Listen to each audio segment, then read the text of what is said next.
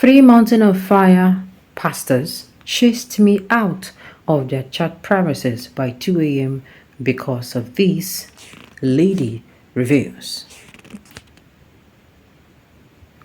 Francis Tabita, a social media user, narrates how three pastors of Mountain and Fire Ministry (MFM) chased her out of the church premises by 2 a.m. early in the morning. Christianity. Okay, a Christian is someone who follows the teaching and footsteps of Jesus Christ, but it is quite unfortunate that some pastors are not practicing what they preach. The Holy Bible says, "Thou shalt not judge." And the Bible also says, "Say the truth, and the truth shall set you free." I believe telling the truth is not judgment, but freedom. A social media user, Francis Tabita, took to Facebook to narrate her ugly encounter with three pastors of Mountain of Fire Ministry, MFM, who humiliate and chased her out of the church premises in the early hours of 2 a.m. in the morning. She wrote, "This is not a call out. There is no pain, anger, or malice against this church in making this post, or at least not anymore. But this made it 3 years it happened, and I just want to share. It might be a long read, just stay with me." Sometime May 2017, after leaving a tailor shop who had just disappointed me around Mandela's Lagos Island, I was sad, hurt, and disappointed. Let me add, I was in a bad place spiritually. I was really low. I was heading home when I passed this very branch of MFM. It was around 7 p.m. as I walked past the church. A speaker's blasting out one of my favorite songs, blasting out "You Are Alpha and Omega." I find strength in worship and feel better afterwards. I walked to the security at the gate and asked him if his service was going on. He said yes, and I walked upstairs and joined the service. I worshipped with them and felt a lot better after some serious spiritual gymnastics. I was about leaving when I had this announcement: "Please don't forget to come back for our night vigil by 12 midnight. I thought to myself, I can stay for the vigil. Then from there I go back to my tailor to pick up my items and leave. The call for first timers. I stood up. I was the only first timer who came for the service. So the man who attended to me said it is cool. I want to stay for the vigil and he would like the head pastor to pray with me before I leave in the morning. And sincerely, I did not mind. 12 a.m. and the vigil started. Someone walks to me and said, "You are not supposed to be here. We do not know you." I said, "Yeah, you do not know me. I'm a first timer." He says it is workers' vigil and you are not a worker, so you have to leave. I told him it is too late to get from my place. It is already 12:30 a.m. He says I can go upstairs to an empty hall, pass the night, and leave in the morning. I said, cool.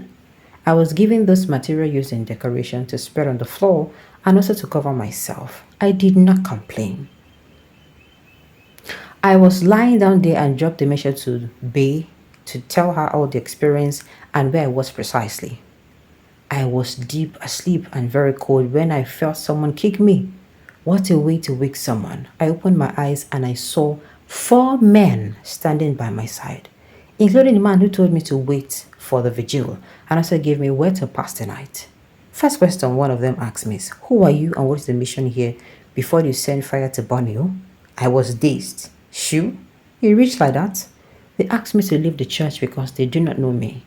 I looked at my time. It was 2 a.m. in the morning. Where the heck would I be going to by that time? I told them I was encouraged to stay by one of them and that he gave me the space. I pointed at him and he did not deny it. I gave them my 2 phones, my driver's license, my wallet which had over 30,000 in it, and my ATM card too. I said to show I mean no harm. Hold on to these items and by morning I will come pick them and leave. In Lagos Island, Tinubu Square or around Mandela's, being on the road around 2 a.m.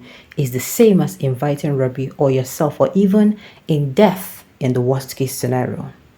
The police sees you, they must pick you or the area boss will feast on you. I reminded them on how it was dangerous to be out at that time. I begged these 4 pastors like my life depended on it. The only one who looked sorry but helpless was the one who gave me the place to sleep. Others were mean, rude, and harsh. I was not raising my voice. I was very cool in talking to them. One very short one amongst them pulls my skirt, kicks my shoes towards the door, and began to push me, saying the church is not a hotel, that I cannot stay in the church because my dressing is worldly. Chelsea jersey, a black jean, and a all black All Stars footwear. Can you imagine? No one should place me in this position. Not like I was helpless or homeless. Nothing. The one who gave me the speaks begs for me. The other three attacked him and shut him up. We get to the gate by these church pastors, opened the gate and watched me walk into the dead, cold and dangerous night. I could have gotten robbed, I could have been assassinated, or even picked by some unfriendly police officers and accused of a crime. These men did not care. I thought at least in a time such as that, as a Christian, even I had nowhere to get shot, at least a church would not be the one sending me out by almost 2 a.m. The story attracts many reaction and sympathize. See people comment and reaction regarding to the story.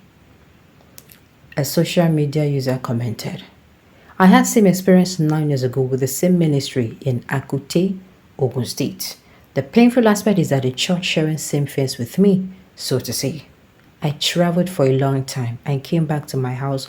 On opening the door, my head was swollen of what I couldn't explain. I had shock waves all over me. I could not just describe. I knew this was abnormal, but I managed to drop my baggage. Felt lucky because my next door neighbors being the church were having a vigil.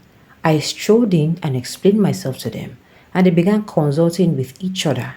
After a very long time, a lady amongst them came to ask me out of a church for same reason they gave you, workers' vigil. I was stoned to a point. I pleaded with them because I was afraid that night, but they insisted I must leave. I left the church praying, got to my tent in the high spirit, opened the door, and prayed myself to sleep. I woke up about 8 a.m. or so the next morning.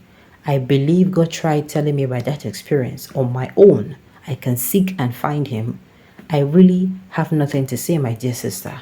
Our God is not dead. You see, this is one of, or should I say, these are the reasons why you should have a very personal relationship with God. Like I said, if you hear and see and perceive the things happening in the body of Christ, the church, these days, you will tell yourself that you don't want to be a Christian. And the thing is, let me now tell you, it almost happens, every religion has its own. Nowhere will be saying rain no dey fall.